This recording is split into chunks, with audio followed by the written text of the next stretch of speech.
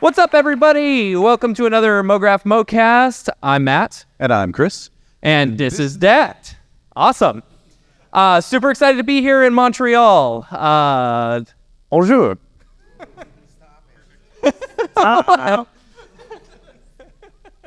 y'all hate it when we speak French? Or is it like, do you like it? You're like, oh, they're trying. Look at the little kids. They're trying, you know? I learned a little bit of French on tape, and I learned how to say, I would like some French francs. But then I realized by the time I was learning it on tape, it was all euros now. So it was a little dated. Anyway, we got a wonderful panel of experts here. Let's start this side, and we'll have everyone introduce themselves. And make sure and talk about this far away from the mic if you can. Je suis EJ. I work at School of Motion. I design my YouTube channel. I like to teach Cinema 4D, 3D, and I like to make cute characters with overly sized eyeballs.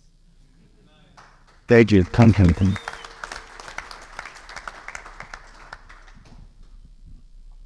I'm Nick Nenoff, and I work for Moment Factory, and I am making mapping shows, content for weird surfaces, immersive events, experiences, that kind of thing.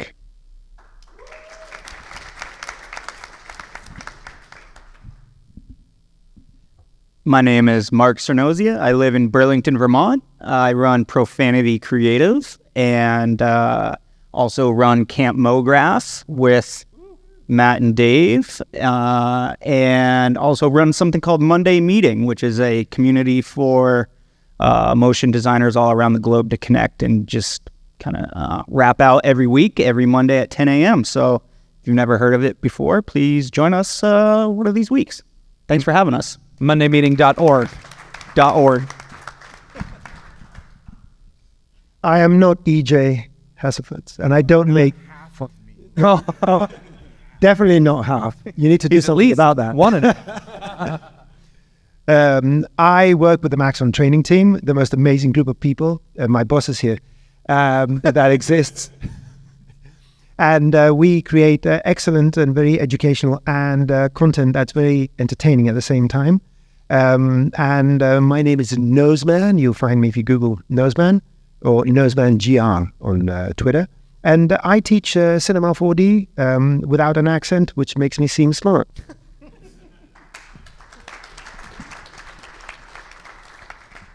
Hi guys, my name is Victor Dimitrov. I do work underneath the moniker Weight of Thought. I do a lot of mecha design, robot and sci-fi stuff, and I work for a venture capitalist fund over in America, APC. So yeah, let me toss it off to you.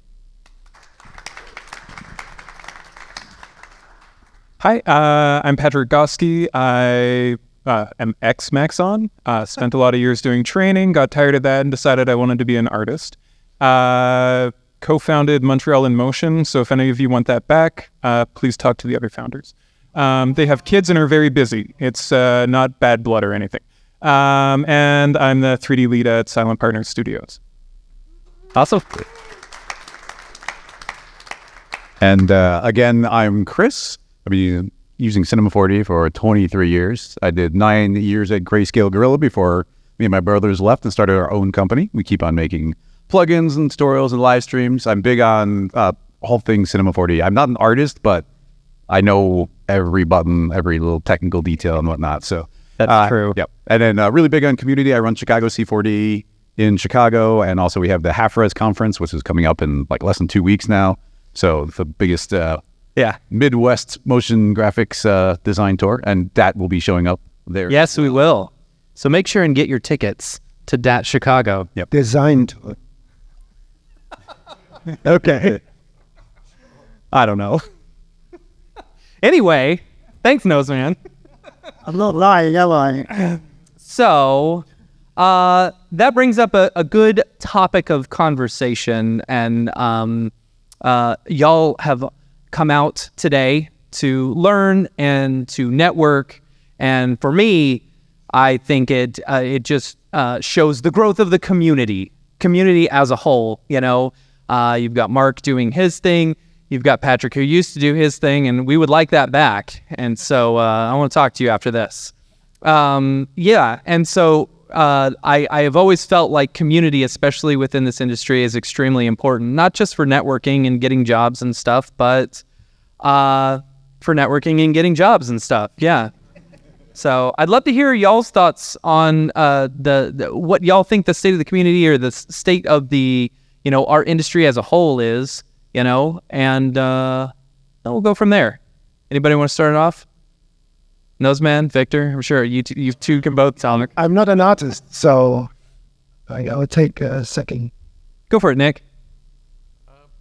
I'm not. I've been actually we're kind of in our own bubble because we're such a huge company. So my perspective maybe isn't too wide, but I do know the industry is being swept by Epic Games, and it's interesting to see how that's going to unfold. And the kind of established softwares right now, like After Effects, for example, they're going to be under threat from other software. So it's interesting to see how things are going to shift around, who's going to get more popular, what's going to be. It's really an interesting time, I think, in tool-wise. And yeah, like...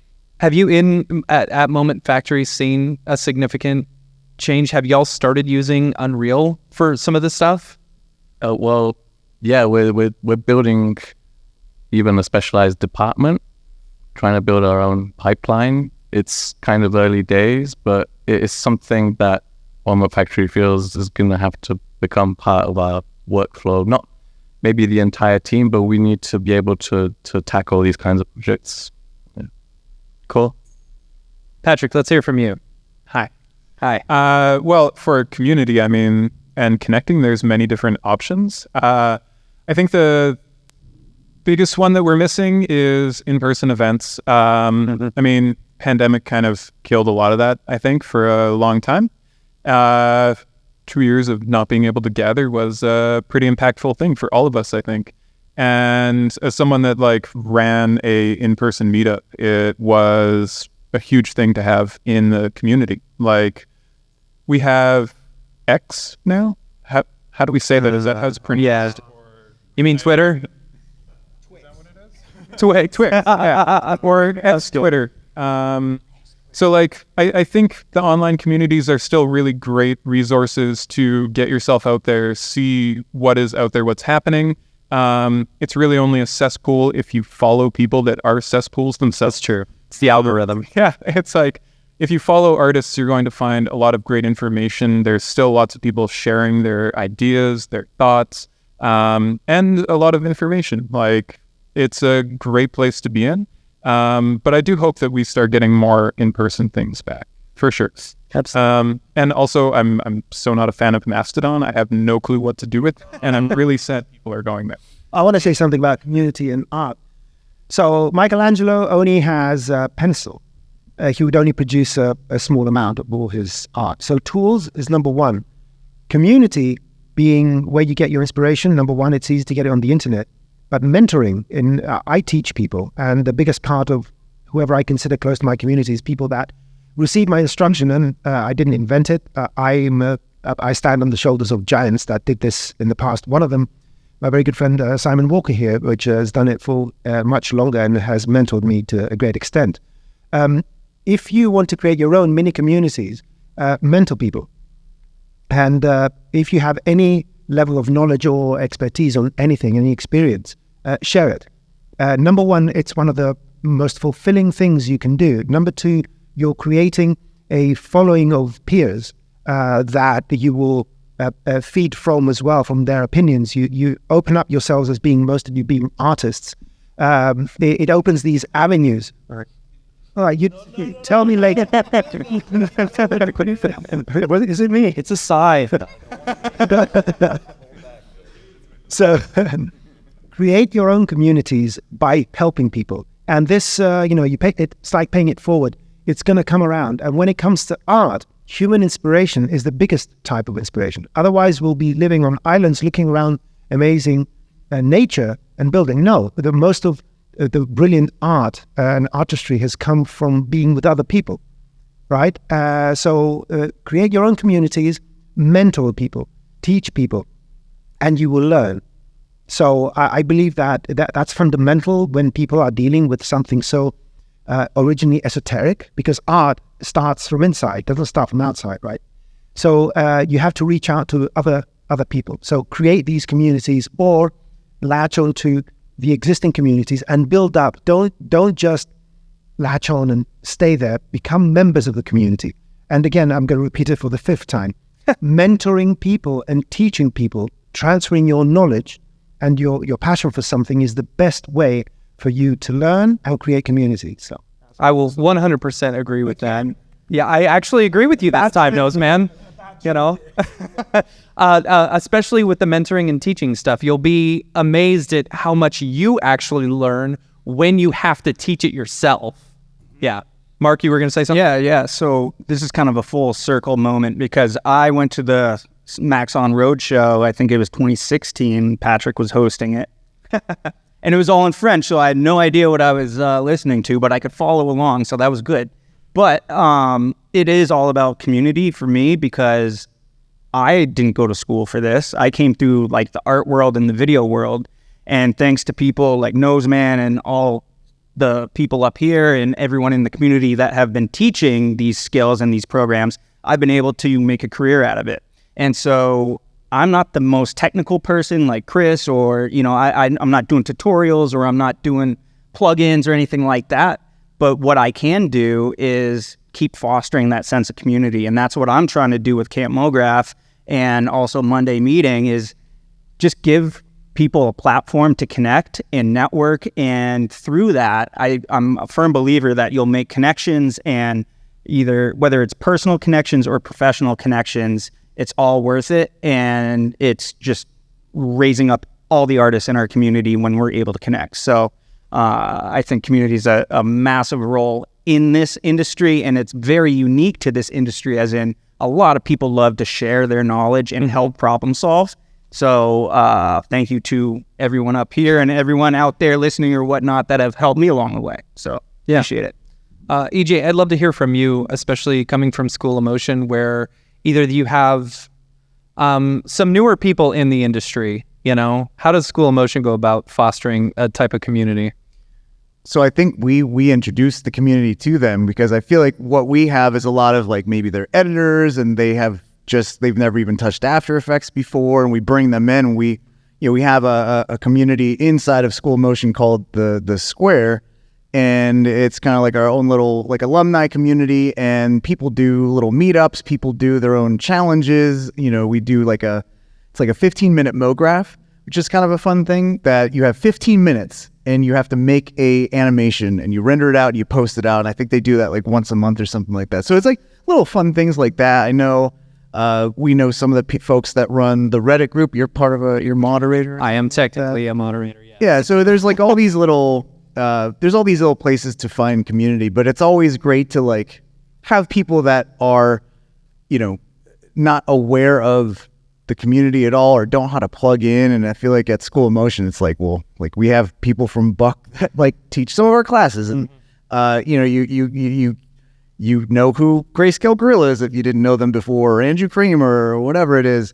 And I think it's interesting now because, you know, how many people, like you were talking about Unreal Engine, and Winbush was as well.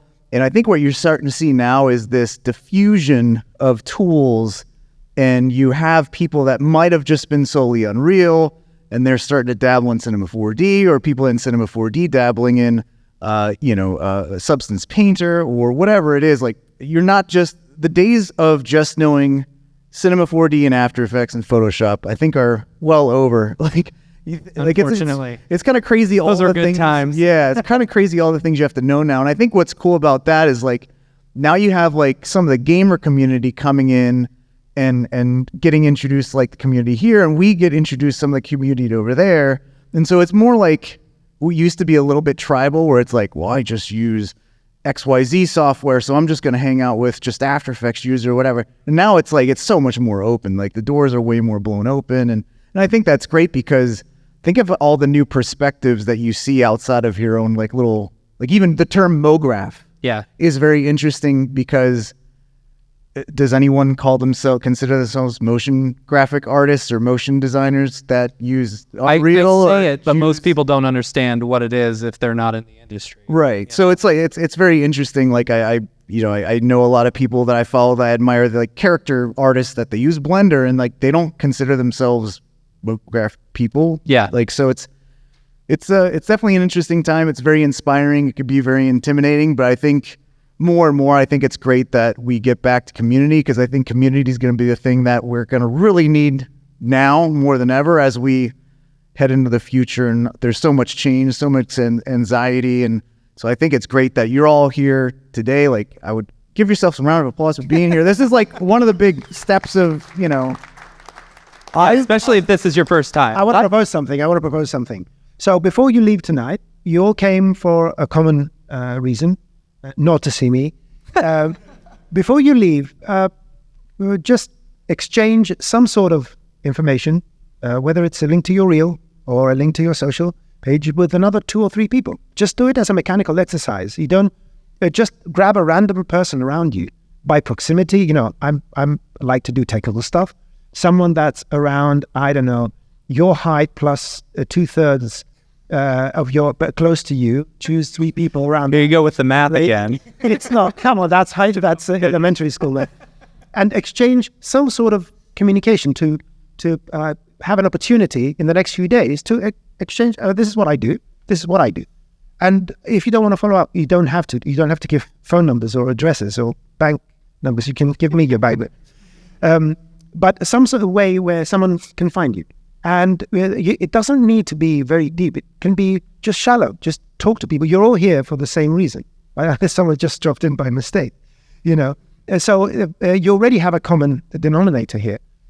Take this advantage. It could be the start. I've seen this in front of my eyes. And Patrick and many of us here that have been to shows, how many relationships have been forged in these NABs and SIGGRAPHs and all that, just by 2 people that don't know each other get mutual introduction and exchange. I mean, Matthias used to do that all the time with people. Come here, you guys need to exchange information. And he still does that.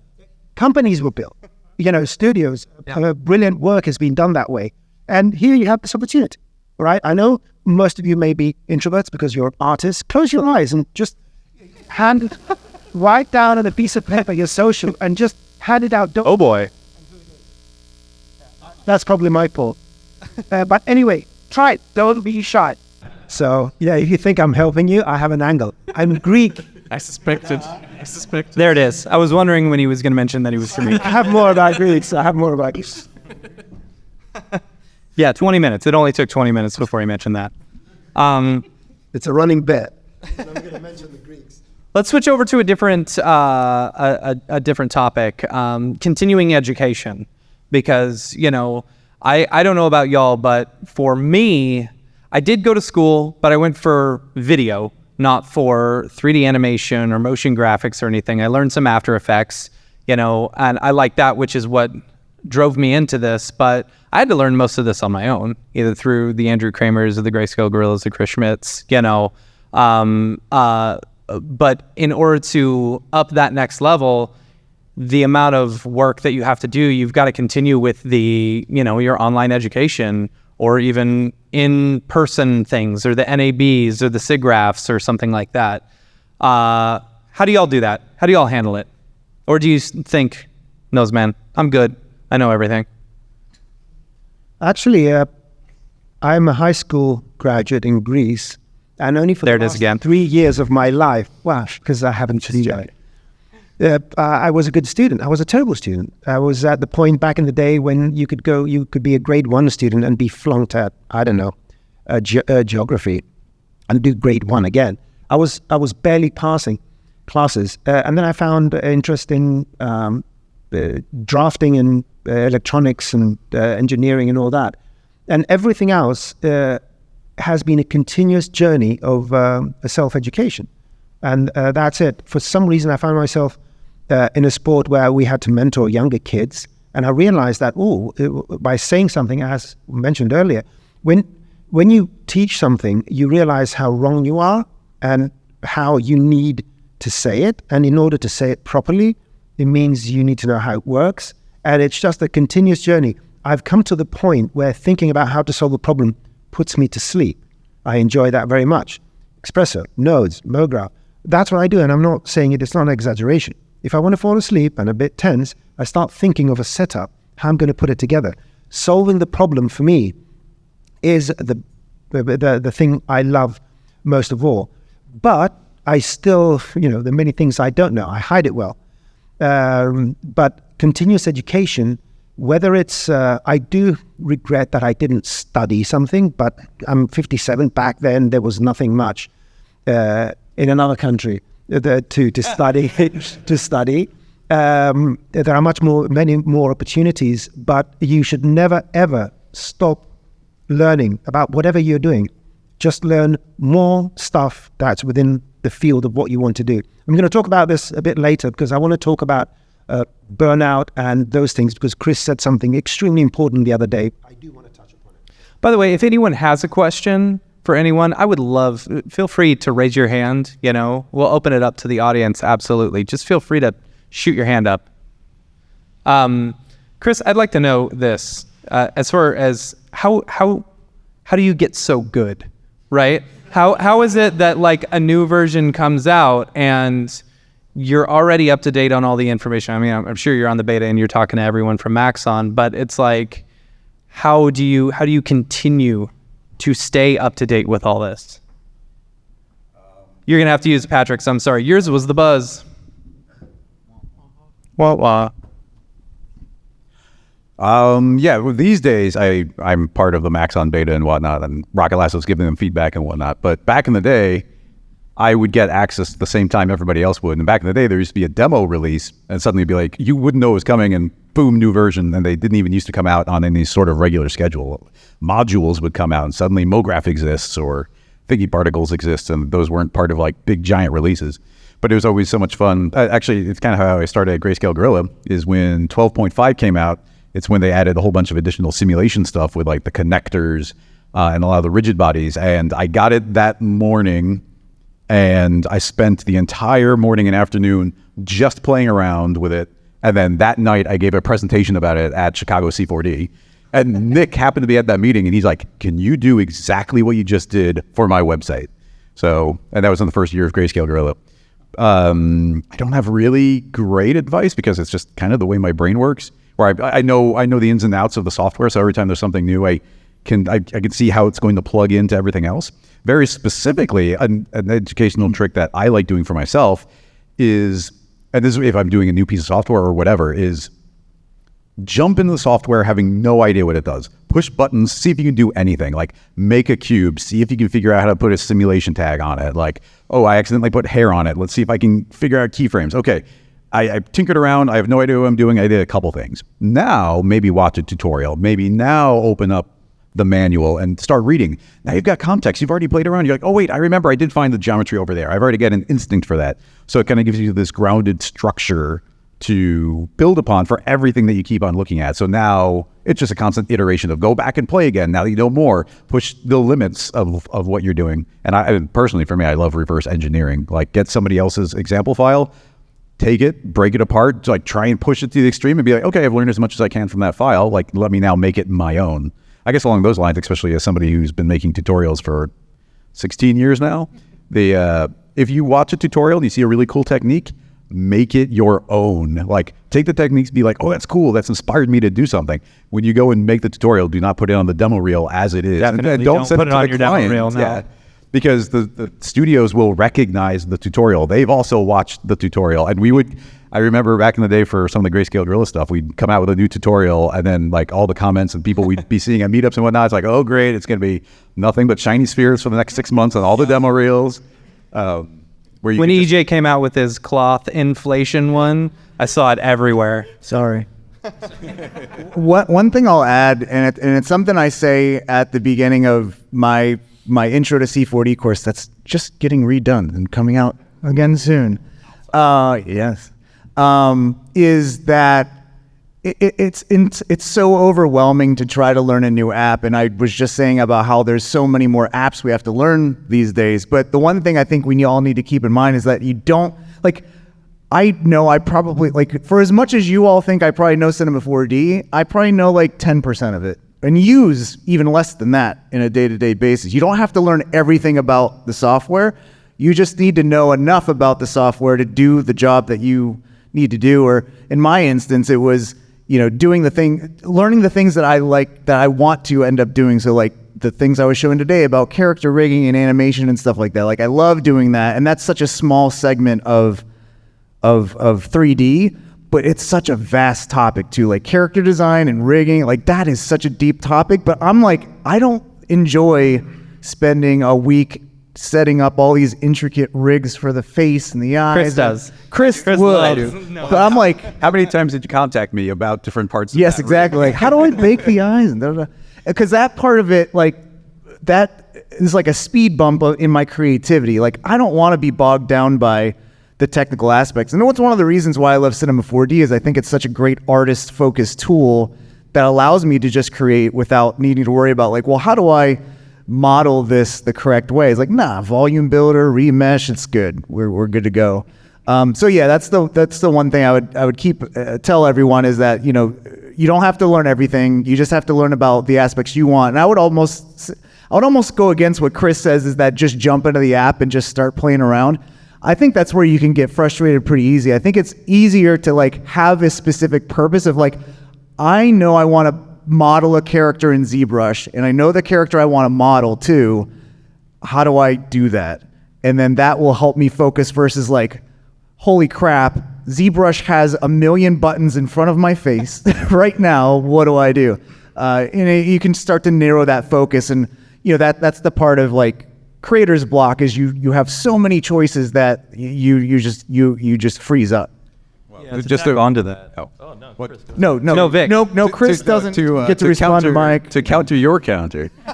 If you are focused very narrowly on doing something specific, you will hit roadblocks of like, wait, I can't figure out the IK. I can't figure this out. I've got you a just middle go in and ground to this, open, I think. like, just like, hey, I'm just tinkering. Let me find what I can. This seems neat. That seems neat. I always just did personal projects. That was always how I did it, which is kind of like a blend of both sides of it, where you're jumping in kind of into the program, trying to figure it out, but also you have a goal set that you're trying to achieve as well. And I always felt there was like a type of play that you get to when you do that kind of stuff, where I don't know how I'm going to achieve this effect, but I'm going to play around till I get to it. I think I'm going to jump in too. I think like the biggest thing for myself is like accepting that I wasn't going to know it all. Like, because there's a lot of different software to learn, and a lot of it builds on each one as well. Like, if you have started using GeoNodes in Blender, you're going to know kind of how to use nodes in Houdini. It's not that much different. And if you know that, it's going to build on using scene nodes in Cinema. Like, so much of this stuff is shared. Just like get an idea of terminology or where to find the information. Like, accept that we're all going to be a little stupid sometimes. And it's cool. And as long as you know where to find the information, that's going to be the biggest thing. And like, thankfully, we do have like wonderful teachers out there like EJ and Chris and Noseman to help provide us with this and take some of that workload off of our backs too. Because if we're working, we don't necessarily have time to. I'm not saying that you guys don't work as well, but like sometimes you're in the middle of the rush. You're already tired. If we're speaking about burnout, like I'm pretty sure a lot of people have experienced it as well. I think I did like 2 years ago. Wonderful experience, but it was wonderful. I took a vacation. It was quite nice. But part of that is trying to keep up with everything and also trying to keep doing the job. And I think like for myself, it was really big to know that I didn't need to keep up with everything. I just needed to know, like, I think EJ said it good, like, you need to know what you need to know to get the job done and move on from there. Because it is going to build. Like, you don't have to learn every new feature. I don't think that Chris needs to know it. Chris needs to know all of it. Chris is the part of your brain that will learn all the new features. Right. And jumping off of that, this is something that I like to do. I'll watch all the either the NAB presentations or anytime EJ comes out with a new tutorial, I'll scan through it or I'll watch it, and then I don't learn it necessarily, but I log it away in my mind to where it's like, okay, cool. If I want to do that, I know where I can go to learn how to do that. So even being able to offer that to like a client or something, it's like, oh, we could do that, we could do this, we could do that, you know, and knowing where all the resources is for each tutorial, I can then put that together and create something specifically for the client. Also, a quick tip, if you're on YouTube and you're watching their tutorials, just rock it at 2 times the speed. Just like turn that thing on. I do it for like every single tutorial. And to jump I can't do that, except for Chris's. You learn it like a different language, but you get to just take the information very quickly. And one thing to tack on to what Patrick was saying was that, you know, my favorite phrase was, if you're the smartest person in the room, you're in the wrong room. And I think if you kind of embody that, where surround yourself with people that know more than you, you know, just embrace being kind of a noob at everything. It makes it a lot more interesting to kind of learn, because I think when you know the least is when you grow the most. Mm-hmm. And yeah, let me just stop that right there. I have a tendency to kind of drone on. So this does tie in with a community thing, though.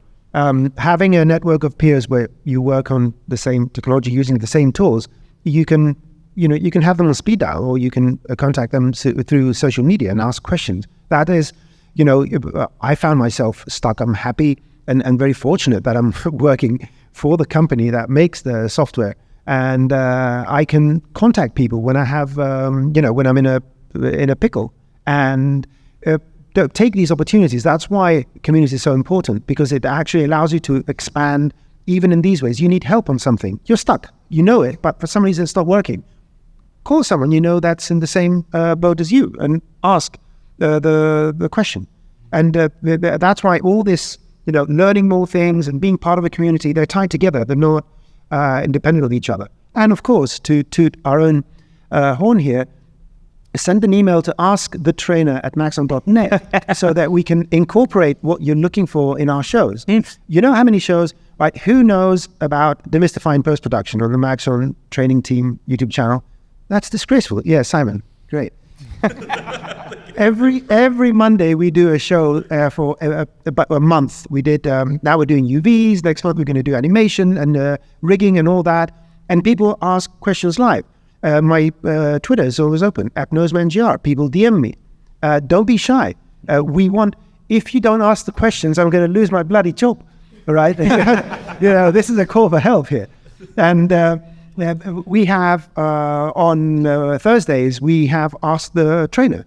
We have on Wednesdays, Maxon Color, I think it's on Wednesdays. On Fridays, we have, who doesn't know what VFX and Chill is? Raise your hands in shame if you don't know what VFX and Chill is. Oh, you all know what it is, right? Or you're pretending. Really? I have no clue. That's terrible, Patrick. We'll talk later. We'll introduce you. Yeah, and so there's no shortage of people you can ask. You can tweet. You can mess with the Discord servers. As far as I know, yeah, you guys are running. We got a MoGraph Discord. There's info@mograph.com if you want to sign up. So many. We just hang out all day. Places you go. Exactly. Don't be shy. Sign up. If you don't want to, don't show up again. Watch a show. If you don't like it, don't watch it again. And we record all the sessions. But there's so much information that again ties in with what Nick said about community. You know, if you go to, I'm not going to mention that software, the free software I'm thinking about, but the communities there, I've said it before, if you compare them, Unreal software, yeah. But the community is nowhere as accommodating, as friendly as the Cinema 4D community. And the reason is that the person that created it, so it's a brainchild of Paul Barrett. Absolutely. And Matthias spearheaded this whole thing. It's a vision of real people. It's not a marketing ploy. It was created by people that understood what an artist is and what the artist's needs are. And that's why you see this vast difference if you compare the communities, other communities that have to do with any kind of technology. And Maxon, it's out there for you. It's full. You can grab it. You can contact us. We're not hiding. We're actually sticking our heads out, because every single one of us here is doing out-facing work. No one is shy. They wouldn't be here presenting if they were shy. So take the opportunity, spread the word, because the information is out there and help is always available. Always available. one thing I would say just real quick, I see a couple hands going up too, but what I wanted to say too is like we're all artists in technical ways, creative ways, whatnot, but we're also problem solvers. Right? Thank you for pointing to me when you said creative ways. But we're problem solvers, and luckily we're creative problem solvers. So that's why we're always down to like help each other out of like, wow, I've never seen that before. Let me help you try to figure that out or whatnot. And I think that goes for this line of work, but I try to keep that mindset through just life in general, like always observing, always absorbing new information. What can I do better, optimize, whatever.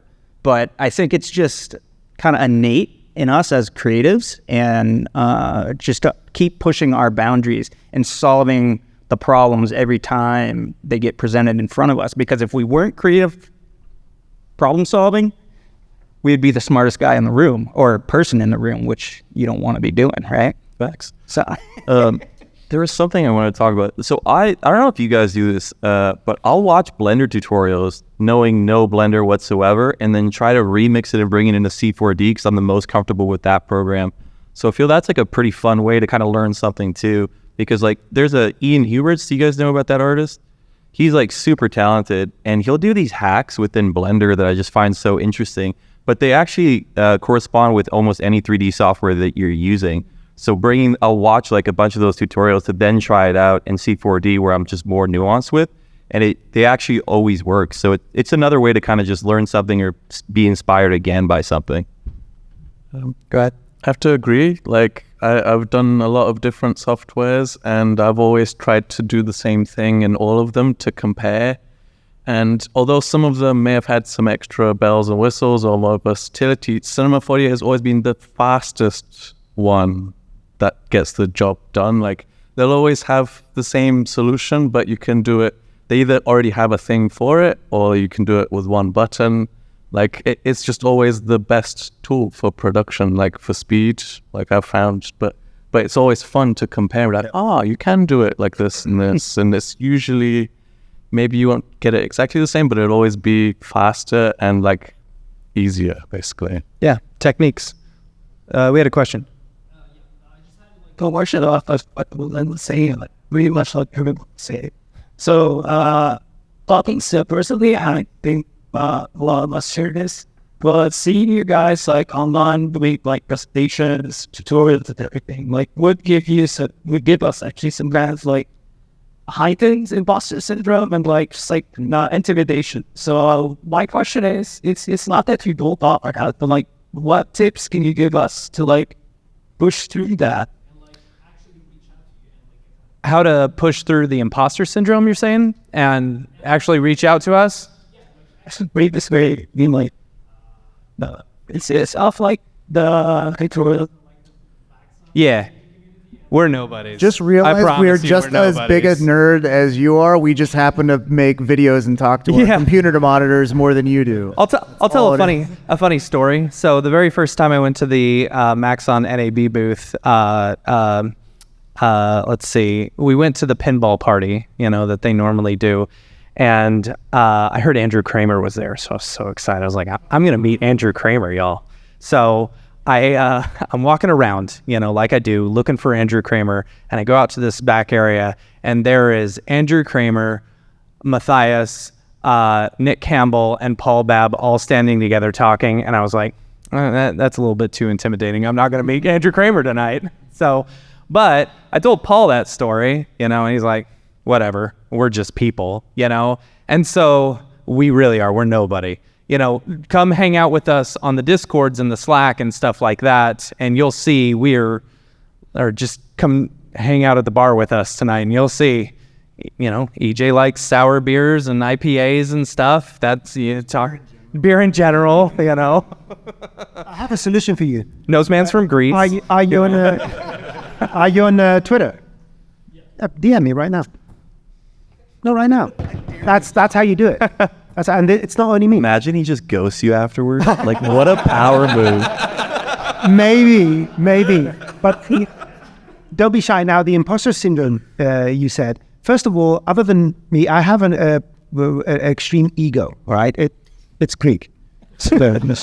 So I don't count, but most people here are shy, right? Even, the most outspoken, they're shy. But this is an advice I gave in the previous discussion. You have to, whether you like it or not, whether you need to, I don't know, take drugs, go to therapy. I do not condone bang your taking- heads on the wall. You have to learn to step outside your comfort zone. You have to. There's no option. You can sit in a basement, not see another human create the most amazing art ever, not show it. You're not helping anyone, including yourselves. Especially if you're good artists and you have a story to tell. I don't care if it's not good. I want to see that story. And I think it's an obligation. I didn't tell you to become artists. You chose it.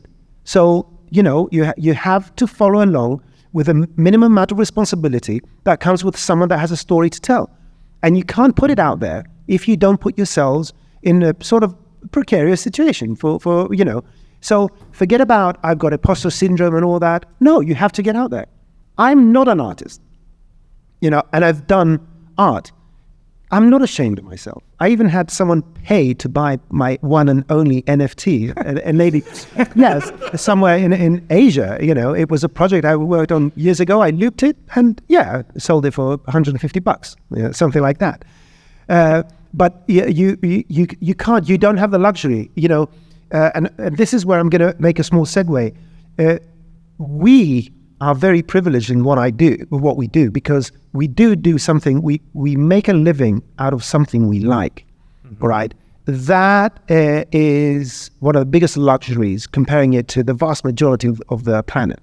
So, if anything, to pay back a bit of that fortune, I'm not saying you stole it from anyone, that good fortune you have, just step out of your comfort zones by talking to someone, by showing your art, by becoming a bit more adventurous. I don't care about your excuse. I'm not going to listen to it. It's a waste of time. You have to do it. Yeah, it's like the Monty Python skit I referenced. Sure. Yeah. Just stop it. Just stop it. You have to, right? If you have one responsibility to overcome one thing that's holding you back, is that step outside your comfort zone. Anyone that doesn't do it, I think they're not doing a service to themselves and to many other potential people out there. And the final point: imagine in your minds right now one artist that you admire, where it's any kind of art, music or dance or theater, or imagine. And now imagine how worse your life was going to be if that person had never decided to go forward and show their stuff. I don't know what I'd do without T-Swift. But what you have to understand about the mentoring type thing is, it's not just for getting the information out there online for everyone to see. It could be the person sitting at the desk next to you, or the new kid who comes in off the, just fresh out of college. And you may realize, oh yeah, well, I've seen this Andrew Kramer tutorial. You may not realize that tutorial is like 15 years old, So it's like, I doubt, any kid who's coming in who's 18, 19 years old, was 4 when it came out, probably hasn't watched that tutorial. So there's still information from the past that we can, or techniques from the past that we can still pass down, And getting into, go ahead, EJ, you're in. Well, I was going to say, okay, yeah, you get lost in a flood, but why? What are you doing it for? Is it for the views, or is it because you enjoy doing it? I don't care if people like my stuff at all. I just want to get it out there. And I think that's the imposter syndrome. And I feel like I have to say this to everyone all the time. Literally everyone experiences imposter syndrome. And I absolutely hate it when people think they're special when they admit that they have imposter syndrome, because it makes it sound like not everyone has it. I'm like, oh, great. Oh, I breathe air. Oh, wow. Congratulations. You breathe air. Everyone has it. I have it now. I'm kind of shaking now that I'm talking. Well, you can't even talk to people, and he's like, I don't deserve this. Yeah. What am I?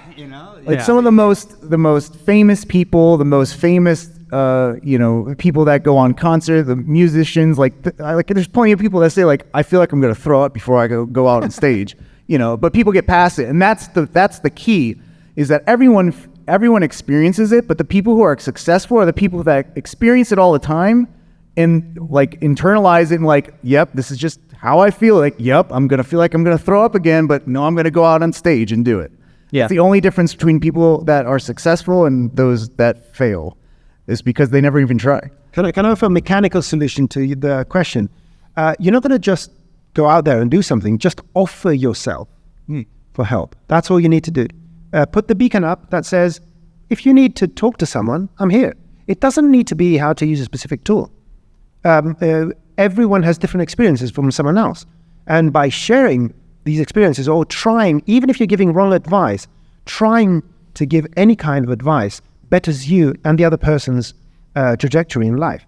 So all you have to do is tell the random person around you or your colleagues or your family or your friends that, you know something, I don't know anything about anything, but if you want to ask a question, I'm available. That's it. That's all you have to do. There's absolutely nothing you need to know or to do.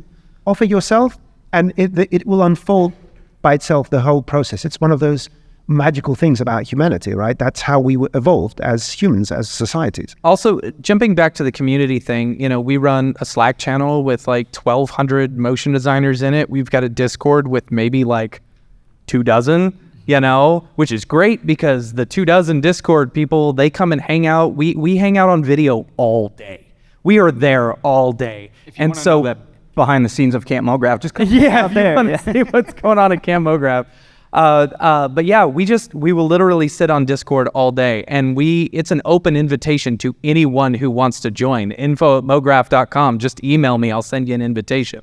don't plan to be productive. No, I mean, yeah, sometimes you got to turn it off if you want to get productive. But like, if you have a question, you know, almost all of us are there. Mm-hmm. And even if we don't know it off the top of our heads, most of the time we'll help you figure it out, or we'll throw different ideas out there. Well, and in terms about the DM and like all that stuff too, I would be willing to bet that anyone up here and anyone who does training, if you DM them, they're going to be like, oh shit, like, sweet, someone hit me up. You know, it's not annoying, no, right? No, because it's very clear. If I don't have time, I'm going to respond when I have time. Yeah. I mean, there's no responsibility or expectations that someone's going to DM me. I'm going to wake up 3 a.m. because they're in Europe and I'm going to immediately type an answer. No. But the help is that I respond to every single person that doesn't ask me to click on this link. But I respond to everyone, even with the answer, I have no solution for you. Right. But the step has been taken, or exchange ideas. For me, it's simple as communicate in both ways. Number one, make yourselves available. That's very important for everyone around you, even strangers. Right? We live in cities. You can fall down now in the middle of the road and people won't even look at you. Don't be that person. Don't create communities like those. Participate. But first of all, I'm Beacon. I'm here to help. Whatever you need. I may be able to or may not be able to. I may be wrong. I may be right. But I have some words to exchange. And number two, if you see someone in need from your industry, if someone asks a question, make an effort, even at least to understand the problem, even if the answer is, I don't know how to do this. That process is enough to build that momentum of community and help and all that. And some of you will find yourselves doing it more and more and more. My experience, the most satisfying thing in my life is offering my best advice, even though sometimes I can't follow it myself. And yeah, it's true. It's true. I'm very confident and all that. Maybe I sound confident. You never know. It's because you're from Greece. But it may be appearances. I know that I'm helping people. Someone told me in Toronto that they owe me 10% of their income. That was a good thing to know. I didn't claim it though. But it's nice. That makes me happy. And I guarantee you that if you start assisting people and creating this communication, you're going to get those nice little positive feelings, which are going to help you with all the syndromes and all that kind of stuff. And I would say about 50% of the people that we bring into Camp MoGraph as like presenters and fireside chats, total random DM.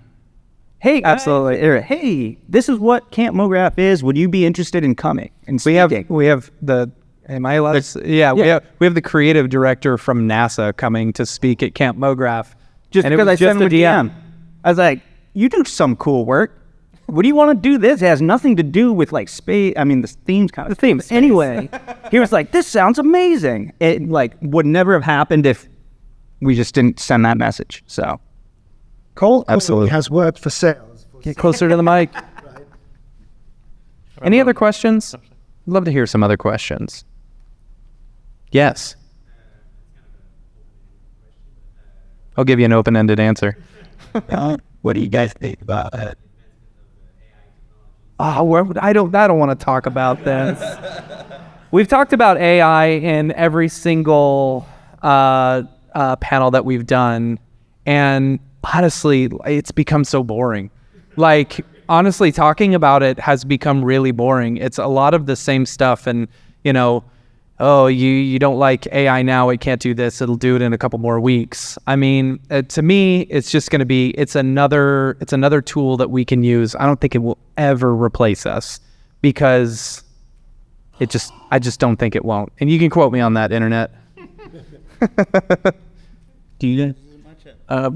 We have been exploring it, and it's very interesting. I only explore it personally. I would never try and sell it in any way, but it is something we're trying to keep on top of and follow as best we can, because it's evolving so insanely fast. But yeah, I was even part of the innovation team recently trying out some things. You can think of it as another type of mapping, since you have the ability to give it three-dimensional data, and then it uses that in context to create things, and it's going so fast. Obviously you can use your own internal data sets, so that the question of copyright stuff isn't necessarily applicable. You can, it's something very interesting to keep your eye on, I would say. What are your thoughts on the Secret Invasion title sequence? I'm asking everyone on the panel this. I'm interested if you guys have seen it, and what your thoughts I are. sure hope they didn't get paid a lot to do it. So, and what about you guys? What do you guys think about that? I don't know, have you guys seen the Secret Invasion? Basically, they're using a bunch of Mid-Journey prompts in order and then animating them, but I'm Mid-Journey 3. Exactly. yeah, and from what I understand, it was supposed to be intentional, that's what it was supposed to look like. But Well, apparently they also did a lot of work on top of it. They still hired the same studio that does, is it Method Studios that does that stuff? Method, yeah. Yeah, I mean, they still did a ton of work on it. I gotta say, number one, we recently lost one of our artists to AI. Not because we replaced him by AI, but he was working on a lot of stuff to develop new tools to use in our production pipeline, and then Runway ML found him and snagged him up. So in that case, it was a very positive loss to AI for him. But it's something that we have been using in production as well. For me, it's a love-hate sort of thing, because there are lots of simple projects where we used to do them as artists, and now we're actually just doing AI production with it. We have a concert that's coming up. I guess I can't really say. I was super excited though, because I was like, man, it would be nice to work on some rock shows, and it's just going to be Stable Diffusion video. So it's one of those things where it's very fun, and there's a lot of possibilities, but at the same time, it is kind of a threat in some ways, depending on how it's being used. But other ways, we did some stuff for Pink, and we kind of turned her into Max Headroom, and we couldn't have done that in a way where we had the time and the budget to do that, or access to makeup and everything to make it happen. So instead it was AI, and it was still a lot of cleanup, just like the title sequence. We had 2 people in After Effects doing roto and lots of patch up work and stuff, but it was still a quite achievable sequence. Yeah, I think Runway ML is a really good example of practical use of AI in production, where it's doing your keying, your tracking. This is the kind of thing I'm way more interested in.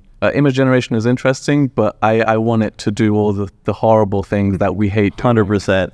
unwrapping UVs, getting everything correct. I agree. No. UVs are cool. What's the show on Monday? Somebody DM them right now. Questions about UVs. I'm going to refrain from making any comments on AI. I want to have a discussion with Chris at some point because he raised some very good points last time, and I'm pretty secure. My AI will never catch up to my humor, my Greekness.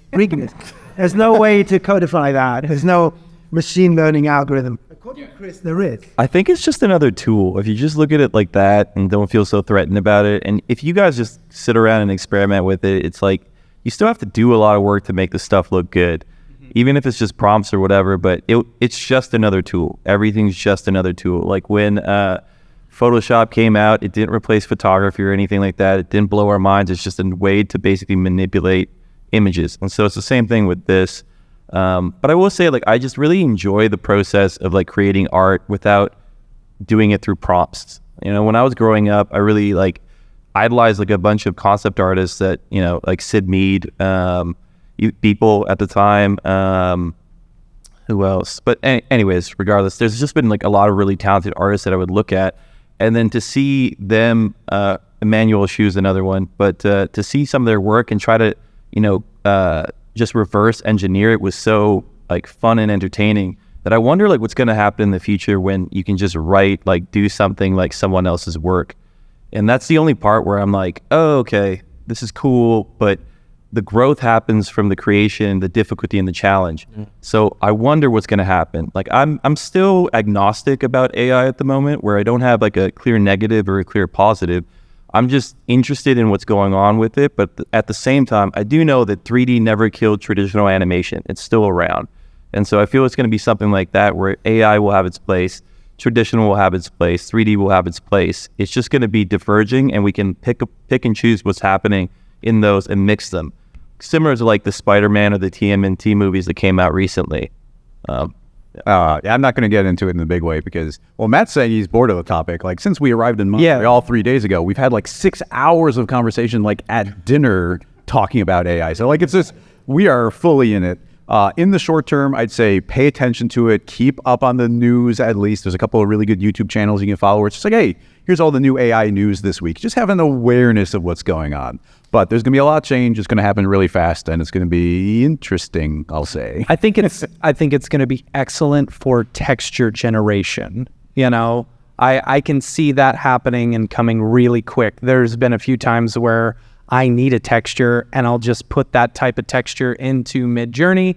I'll download it, throw it into Photoshop, make it seamless, because Midjourney says it's seamless. It's not seamless, you know. But I get some pretty good results out of it. I've done a few jobs where it's like, okay, I'll get an image and then I'll adjust it in Photoshop or After Effects or whatever, and I'll be able to do the work from that, because sometimes clients aren't paying you well enough to go full on C4D everything. Sometimes Photoshop and After Effects is good enough, you know, Well, and Midjourney. I'd say too, like, it's very important to pay attention to, taste it a bit, experiment. But I still think, if anything, it's currently almost like a shortcut, and shortcuts can only get you so far. And I think you still really need to critically think through the problems. It's not going to like figure out how to create this client solution for you because they don't know your client. It can get you 80% there, but it still takes that refinement of your artistry. I think I have to say too, like, I really appreciate getting pitch decks that have like some sort of AI element, like Stable Diffusion, because like so many pitch decks, if you guys have ever got them, it's just like the same 6 artists you've seen on Instagram. It's just all man versus machine. Pretty much. Or like you can look through a pitch deck and you can be like, okay, yes, I know them. And it's nice when you can at least see something that's, yes, it's an amalgamation of all of these people anyway as well, but it's different too. And so you're not just kind of like looking at a client who's like, I just want this exact person's work. Right. Which it at least gives you a start to something that is separated already from what their reference is. I think that's nice. Like, it's it's going to push us in a better direction that way, for sure.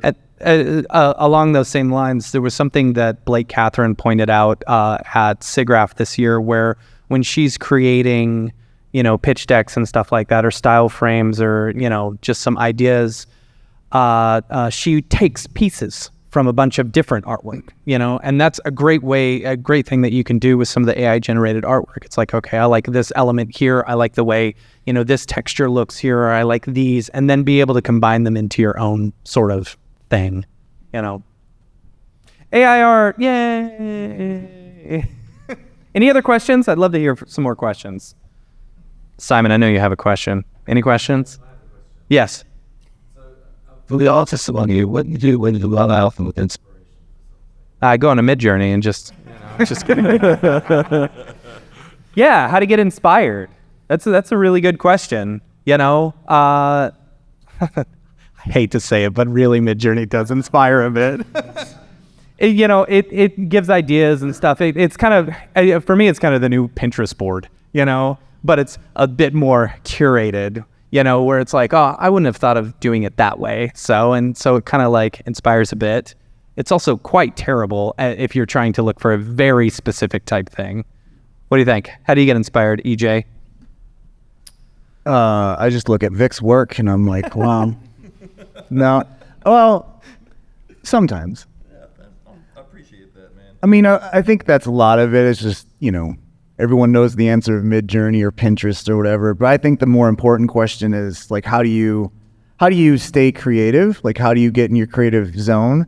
And I've said this on every Date of the Tour, and because I think it was very helpful for me to read about this. But I forget what book it was. I should probably figure out what the reference is. But someone described creativity as a mood. And so just like you can't immediately make yourself happy, you can't just make yourself creative. You have to think about how you become happy. Like you do specific things, like you hang out with your friends, and you remember like, okay, that's how I get out of my mood or whatever. And so it's the same thing where it's like when you're creative, take note of like what environment are you in, like what actually got your creative juices going, and try to replicate that experience every single time. I think a lot of the time people just think you just sit around and then like Newton when the apple hits your head or something, and it's not necessarily that. So yeah, and also just not being hard on yourself when you don't feel creative. Like that's fine. And I think when you feel bad about yourself, that's a negative thought. And if there's anything that kills creativity, it's negative thoughts and negativity. So always try to be on the positive mindset. Always say like, growth mindset as well. Like, I'm not good at this. No, you say, I'm not good at this yet. And I think keeping that positive mindset and keeping yourself open to ideas, and those ideas and that creativity will come. Yeah, and just the art isn't you. I know that we like to internalize stuff a lot of the time where we believe it's like a reflection of us. It's like really not. It's something that's outside of us. Take a break from it, relax. It doesn't mean that you're shit at something. It just means that today wasn't your day, and that's normal. Like that's everyone on this panel has went through that.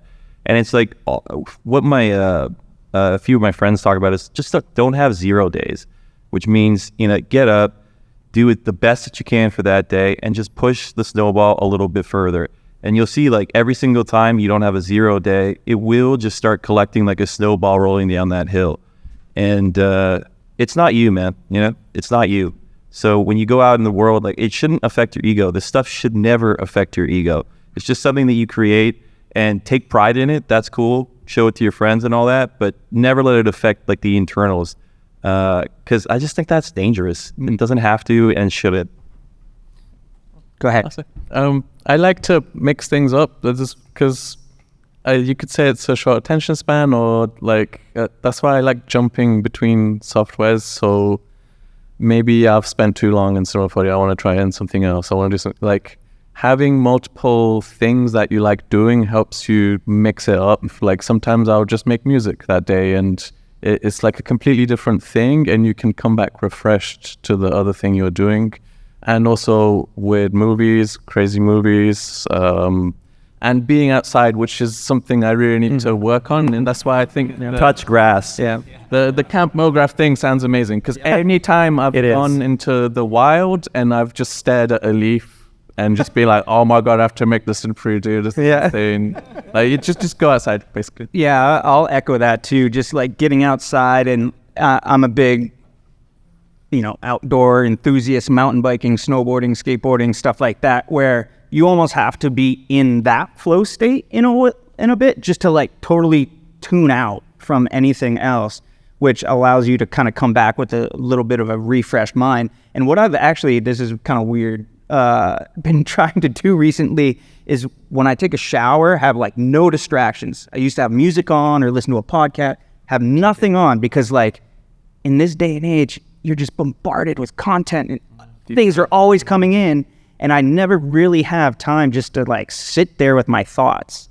Defragment. And like, Especially with two kids. And everyone, and 2 kids, exactly. And people talk about those aha shower moments. And in my head, I'm like, it's probably because there's nothing else to do and nothing influencing that thought at that moment. So exercise, getting outside, being away from the screens, being away from all of the Man V references and all that, just to look at the problem differently. One thing, so I think about Noseman all the time, because he gave some advice on our podcast that he was on, and I thought it was really crap advice at the time, but I think about it all the time. So it was about procrastination. We were talking about that, and Noseman was talking about how he loves to procrastinate because he works a lot better when he's had time to actually think about the problem for a while. And like, I thought that, I was like, no, wait, you just got to get into it. That's total bullshit. It's not that. And it's something I was planning to say today. The reason why procrastination works for me is because I love deadlines. And one of the reasons I'm not an artist is I can't give a rat's bottom about how good something is. I do like accuracy, technical accuracy, but I cannot spend more than 1 millisecond on something when I've reached my goal. When I've solved complex problems, I like to deal with electronics and all that. Once I've done it, I drop it. I don't care about it. I lose any interest in what I did. I like the process. So deadlines, and that was, thank you very much for bringing it up. Put deadlines. Beeple is the glaring example of that. He has a deadline, 12 midnight every day. He does not care how good it is. 12 midnight, when his kids were born, he told his wife, wait, my water's broken. I have to finish this and upload it. I'm not joking. That's a story he said. Put deadlines in your work.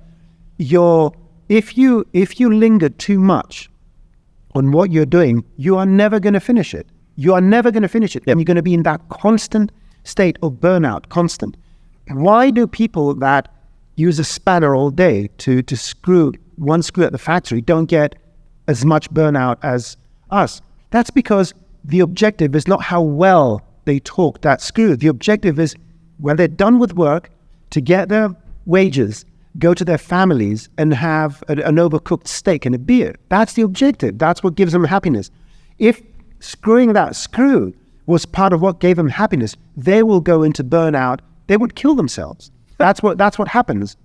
So deadlines and well, I was going to say, on the procrastination front, I thought the thought process was totally stupid until I found myself doing it almost purposefully, to where I would procrastinate on something in order to give me time to actually think about the problem, instead of just jumping into my computer and trying to figure out ways to do things, like stepping away from your computer and going and touching grass, will help your mind kind of focus on, oh, I could go about it this way and be able to finish it that much quicker. You're welcome. Thank you, Nose. You end up solving it faster. There's so many times I've just spent hours trying to brute force a problem, and then I had to just go and do something else, instantly solve when I come back. Should have just done that to start with. Yeah. Would have saved hours. 100%. Yeah, I live here in Montreal, so I just like put on headphones and walk up Montreal. It's like a really easy thing to do. It takes 30 minutes basically just to get to at least the pond at the top of it. But then on the way down, usually it's when I've solved the problem. The way up is all thinking and just listening to music, trying to figure something out. The way down, by that point, I've figured it out. And you go back into like the computer room just completely fresh. It's a really easy way to kind of go about it. 100%. Totally agree. Any other questions before we close this off? Anybody? Just so you know, if you disagree with anything I say, find where your error is, right? I'm never wrong. Why? I would say too, just real quick with the music thing, a lot of my inspiration comes from outside of motion graphics and animation and all that, just whether it's music or art or the environment or science or whatever, like just trying to pull little bits from all of that so it's not continuing the echo chamber of styles or whatnot. And even if it is, I'm still trying to put my own twist on it, right? So Yeah, I think one thing, when he mentioned Beeple, I thought that was super interesting. You don't have to put it out every single day, though. I just want to get that across to you guys. It's just about working on something every day. Even if it's 30 minutes, an hour, 2 hours, pick the time that you want to do it, but just do something every day. There was like, I don't know if you guys watched like that Comedians in Cars thing with Seinfeld, but he talked about how like he just had a calendar and he would just X out every single day that he worked on comedy, whether it was 15 minutes or 20 minutes, as long as he touched the pad, he got work done that day. And then he would try to go for the longest streak that he could. When he missed a day, the streak started all over again. And I think like when it comes to art, it just doesn't always have to be so like hit by a muse, like EJ said, with an app or anything like that. It can be, and it sucks to say this sometimes, and believe me, as I'm saying, it is horrific, but it can be a mechanical task sometimes where you just sit down, do the routine, get your coffee, start working on it, play for 30 minutes. And the crazy thing is when you do that play, 30 minutes can turn into 2 hours to 2.5 hours really, really quickly. It's just starting. Like that's the hardest thing in any task ever, just the starting. Or procrastinate and think about it in your head, right? I want to say something about inspiration in general, just to close off my various monologues. If you want to be inspired, and what Mark said about echo chambers are the destroyer of any kind of creativity. It eliminates. You need to be comfortable. As Canadians, it's not very easy for you. You need to be comfortable in disagreeing with people and telling them about it, because if you agree with someone, there's absolutely nothing new that you will learn. I do it out of principle. We used to have a debating club, drinking and smoking cigarettes and just shouting at each other because we're Greeks. Where we would assume We call that philosophizing. Yeah, exactly. We're philosophizing. We were disagreeing on principle just so that we can hear different opinions. That's what a debate club does. You're assigned the arguments. But you have to be comfortable, surround yourselves with people which you can disagree on so many things without that hurting your personal relationship. And that opens totally new avenues of thinking about things. And I'll tell you, I'm going to say a little story I like to say. You all know Deschamps and the urinal, the story about how, he was so forward-thinking. He got a urinal, he signed it, put it in a gallery, and, no, that's not what happened. Here's the real story. He waged $1. It wasn't dollars, it was a franc, whatever, with his friend. He said, I will put the dirtiest thing you're going to find me, and because I'm Deschamps, I'm going to put it on display, and people are going to revere it for decades and centuries. The other guy said, that's not going to happen. He said, okay, find anything. They went in the dump, they found this dirty urinal. He said, yep, he took it, he signed it, put it there, and everyone thinks he was an artistic genius. So disagree. Now, that's not a real story, of course. I made that up years ago in a debate about if he was a good artist or not. But by totally disagreeing, making up, I made up a story. This can be a film. This can be, it's the root of inspiration, just by disagreeing with something that everyone else believes to be in such a way. So you're artists. You have to think in a different way. Don't become part of that confirmation bubble and all those echo chambers and all that. Again, you have the responsibility to step outside that comfort zone, be able to disagree with your friends, if only to get inspired. That's, I believe it's worth it. So that's my final word for today. Some of my most productive times ever in my professional career have been when someone's told me I can't do it, or like, I don't know how to do it. And I'm like, oh yeah? Okay, here we go. And just bang it out. Yep. Right? Because like, I have something to prove to myself that I can do it, or whatever. Had someone said, I'm pretty certain you can. That's it. Got a turn on. Yeah, I would have been like, mail it in. Yeah. Cool. All right, on that note, let's end it up. Thanks everyone for coming out today. I really appreciate it. Good discussions. Thank you to all of our panelists, and Exchange contact information. yes, exchange contact information. And come up and say hi to every single one of Yeah. us. We don't bite. Well, Chris sometimes when he's hungry. But yeah. Get a couple drinks in him, I bite. And be an imposter with confidence. That's the big thing we can take away from this. Yeah. So on that note, until next time, I'm Matt, And I'm Chris. and this was DAT. Thank you.